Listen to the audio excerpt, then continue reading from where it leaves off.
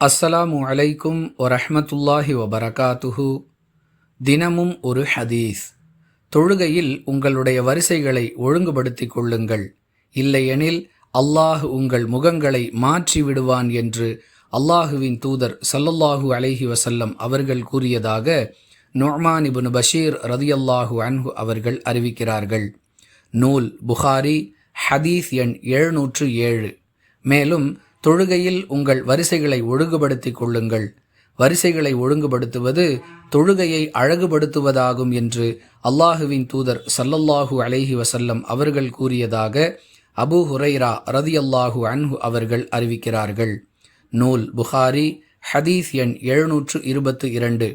அன்பிற்குரிய அல்லாஹுவின் நல்லடியார்களே, தொழுகையில் வரிசைகளை ஒழுங்குபடுத்திக் கொள்வது தொழுகையை அழகுபடுத்துவது என்ற சுப செய்தியும், அவ்வாறு செய்யவில்லை என்றால் நம்முடைய முகங்களை அல்லாஹ் மாற்றிவிடுவான் என்ற எச்சரிக்கையும் அல்லாஹுவின் தூதர் ஸல்லல்லாஹு அலைஹி வஸல்லம் அவர்களால் சொல்லப்பட்ட பிறகும் நாம் வரிசைகளை சரி செய்வதில் அக்கறையற்றவர்களாக இருந்தால் நம்மை விட துர்பாக்கியசாலிகள் வேறு யார் இருக்க முடியும்? புரிந்து நடந்து கொள்வோம். வாஹிரு தஅவானா அனில் ஹம்துலில்லாஹி ரப்பில் ஆலமீன். அஸ்ஸலாமு அலைக்கும் வரஹ்மத்துல்லாஹி வபரகாத்துஹு.